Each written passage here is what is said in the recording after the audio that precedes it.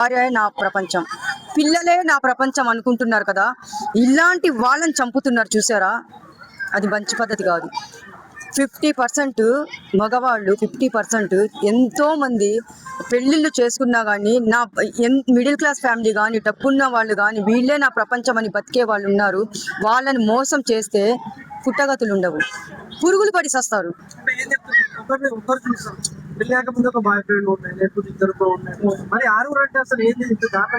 ఆమె లిస్ట్ లో 6 అనుకుంటా, 6 అనే మనం అనుకుంటున్నాము. ఇంకా ఎంతమంది ఉన్నారో బయటపడాలి కదా. చాలా 6 మంది చాలా, ఇంకా వేసుకో, ఎంతమంది 100 మందితో ఉండు నువ్వు. కానీ చూడమ్మా, ఇలాంటి వాళ్ళు పెళ్ళిళ్ళు చేసుకోండి, దయచేసి పెళ్ళిళ్ళు చేసుకోవద్దండి. పెళ్ళి మాత్రం చేసుకోవద్దండి. మీరు ఎంతమందితో అయినా కులకండి, ఎంతమందితో అయినా సంబంధాలు పెట్టుకోండి, కానీ పెళ్ళిళ్ళు చేసుకొని పిల్లల్ని కానీ ఆ పిల్లల జీవితాలు కూడా నాశనం చేస్తున్నారు కదా. అది సమాజం ఎక్కడికి పోతుంది? మీకు ముందే చెప్పా, బ్రహ్మం గారు రాసి పెట్టారు. ఏమేమి రాసి పెట్టారో కరెక్ట్గా అదే జరుగుతుంది. 2020లో కోరంగి రోగం వచ్చి 1,00,00,000 మంది పోతారు అన్నారు. అంటే కరోనా 1,00,00,000 మంది కంటే ఎక్కువే పోయారు, కోట్లు పోయారు. 2020 నుంచి మనకి స్టార్ట్ అయింది. ఇంకా 2026లో ఇవే చావులు. మొత్తము చూస్తున్నారుగా. మంగ్లీది మన అశ్వు రెడ్డినా ఎవరు ఆమెది. మరి ఇంకా ఆమె ఎవరు, విష్ణుప్రియ. ఒక్కొక్కరు ఇలా దిగజారి డబ్బుల కోసమే దిగజారుతున్నారు. నేను ఒకటే సిగ్గు విడిచి చెప్పాలంటే, ఒక ఆడపిల్లగా నేనేం చెప్తున్నానంటే, పైసామే పరమాత్మ. ఈయన సంపాదించేది 2 లక్షలు ఆమెకు సరిపోవట్లేదు. ఏంటంటే ఆమెకి భర్త దగ్గర లేనిదేంటి, వాళ్ళ దగ్గర ఉన్నదేంటి? ఈ ఆడముండలకి నేను సిగ్గు వస్తుంది నాకు చెప్పడానికి. సిగ్గుండాలమ్మా, సిగ్గుండాలి. వాళ్ళ దగ్గర ఏమన్నా స్పెషల్ ఉంటుందా? మీరు 6 మందిని 10 మందిని భలే మెయింటైన్ చేస్తున్నారు. ఎట్లా మెయింటైన్ చేస్తున్నారో నాకు అర్థం కావట్లా. వాళ్ళ దగ్గర ఎంత బలం వస్తుందో నాకు అర్థం కావట్లా.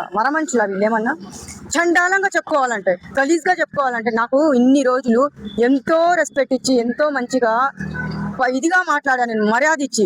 కానీ ఇప్పుడున్న జనరేషన్ ఎట్లుందంటే, చెడగొట్టేది ఆడవాళ్ళు మగవాళ్ళని 100% నేను రాసిస్తా. ఎందుకు? మనము చనువిస్తే ఒకటి కాదు, ఒకడు షాపింగ్ తీసుకుని వెళ్తాడు, ఒకడు సినిమాకి తీసుకుని వెళ్ళడానికి కావాలి నీకు, ఒకడు అవుట్డోర్ తీసుకుని వెళ్ళడానికి కావాలి, ఒకడు ఫారెన్ తీసుకుని వెళ్ళడానికి కావాలి, ఒకడు ఇల్లు కొనివ్వడానికి కావాలి, ఒకడు కారు కొనివ్వడానికి కావాలి. ఎందుకంటే ఇంతమందిని మెయింటైన్ చేస్తే అన్నీ వస్తాయి. కానీ ఒక్కడిని మెయింటైన్ చేస్తే చిప్ వస్తుంది, చేతికి ఏమొస్తుంది? చిప్ వస్తుంది. అందుకే మీరు మంచిగా మెయింటైన్ చేస్తున్నారమ్మా. గోల్డ్ కొనిచ్చేవాడు ఒకడు, ఇంత 10 మందిని 20 మందిని మెయింటైన్ చేసుకొని వాళ్ళ ఆస్తులు మీరు రాపించుకొని మీరు బాగుపడుతున్నారే. పుట్టగతులు లేకుండా పోతారు, పురుగులు పడి సస్తారు. ఒక మంచి మనిషిని బాధ పెట్టి ఇప్పుడు సూసైడ్ చేసుకున్నాడా? ఇన్స్టాగ్రామ్లో పోస్ట్ చేసిన తర్వాత ఏమి అనలేక ఎందుకు ఆత్మహత్య చేసుకుంటారు మీరు? తిరిగి వాళ్ళు మీ మంచితనంతో వాళ్ళు ఆడుకుంటున్నారు. సూసైడ్ చేసుకోవద్దయ్యా.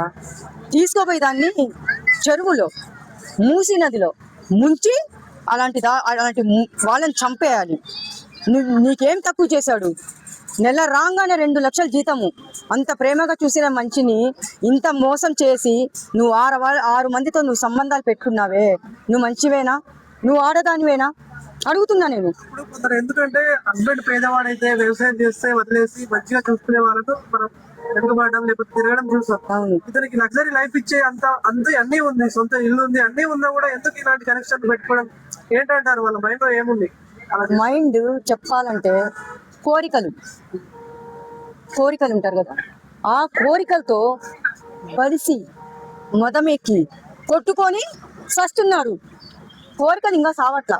అదెంత కోరికను ఆమెకి 6 మంది అంటే. వీళ్ళ బతుకులు నిజంగా చెప్పాలంటే దేవుడు ఉంటాడు, కర్మ రూపంలో దానికి ఉంటది. ఆ పాపం పిల్లవాడు ఉన్నాడు వాళ్ళకి చిన్న బాబు ఇంట్లో వదిలేసి బాయ్ ఫ్రెండ్ తో బయటకు వెళ్ళి భర్త లేని సమయం 5 గంటలు బాబు ఏడ్చుకుంటూనే ఉందంట ఇంట్లో. ఆ. హస్బెండ్ ఆఫీస్ నుంచి వచ్చేసరికి. ఉమ్. సో అసలు నిజంగా ఒక తల్లి అలా చేయడం ఎప్పుడైనా చూస్తారా, అలా చేస్తారా కన్నా బిడ్డని?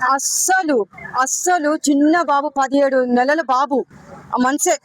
అయితే అలాంటి పిల్లల్ని వదిలేసి నువ్వు బాయ్ ఫ్రెండ్ తో ఎంజాయ్ చేసుకుంటూ పోతే ఆ పిల్లోడు ఏడ్చి గుక్క పట్టి చనిపోతే ఆ పాపం ఎవరికి? చనిపోవాలని అలా చేస్తుంది అనుకుంటా. నిజమే, 5 గంటలు ఏడ్చి చనిపోవాలని అడిగితే అమ్మా సిగ్గుండాలి నీకు. దాన్ని తీసుకోపోయేసి అది ఎక్కడుంది, ఏ అడ్రస్ లో ఉంది చెప్పి అది దానికి మళ్ళీ మనకి లొకేషన్ పెట్టిస్తే నేనే పోయి దాన్ని తీసుకొని పోయి చంపేస్తాను. నేను వదిలిపెట్టకూడదు ఇలాంటి వాళ్ళని. మీరు పెళ్ళిళ్ళు ఎందుకు చేసుకుంటారు? మీరు ఇలా తిరిగే వాళ్ళైతే పెళ్ళిళ్ళు చేసుకోవద్దమ్మా, దయచేసి చేసుకోవద్దండి. మీరు పిల్లల్ని కానీ ఆ పిల్లల జీవితాన్ని నాశనం చేస్తున్న పసిపిల్లలు దేవుళ్ళతో సమానమయ్యా, దేవుళ్ళతో సమానం. అన్యం పుణ్యం ఎరుగుని పిల్ల. మనం అంటాము ఒక దెబ్బ కొడతారే వాళ్ళ ముఖాల్లో మనం దేవుణ్ణి చూసుకోవాలని చెప్పేసి ఇలా మాట్లాడుకుంటామే. అలాంటి పిల్లల జీవితాలతో ఆడుకుంటుంటే పురుగులు పడి వస్తుంది, ఆమె మామూలు చావు రాదు. కానీ అతను చనిపోకూడదు, చీ ఇలాంటి ఆమెనా అని చెప్పేసి దాన్ని చంపేసి ఆ పిల్లోని తీసుకొని పోయి ఉంటే ఈ రోజు మనం గర్వంగా చెప్పుకునే వాళ్ళము. ఇక్కడ ఇంకో ట్విస్ట్ ఏంటంటే ఎప్పుడైతే అతను చనిపోయాడో నెలలోపే మళ్ళీ ఇంకో పెళ్లి చేసుకుంది. ఇట్లా చూడొచ్చు, నెలలోపే మళ్ళీ వేరే పెళ్లి చేసుకుంది హస్బెండ్ చనిపోయినాక.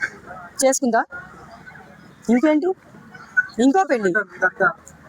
వాడేం చేయాలంటే ఇప్పుడు చేసుకున్నాడు అన్ని తెలిసి కూడా చేసుకుని ఉంటాడు, అన్ని తెలిసే చేసుకుని ఉంటాడు. మరి ఇప్పుడు సోషల్ మీడియాలో వచ్చేసింది, ఎవ్వరికి తెలియకుండా ఉంటది. చనిపోయాడు అని తెలుసు కానీ ఎందుకు చనిపోయాడో అప్పటికి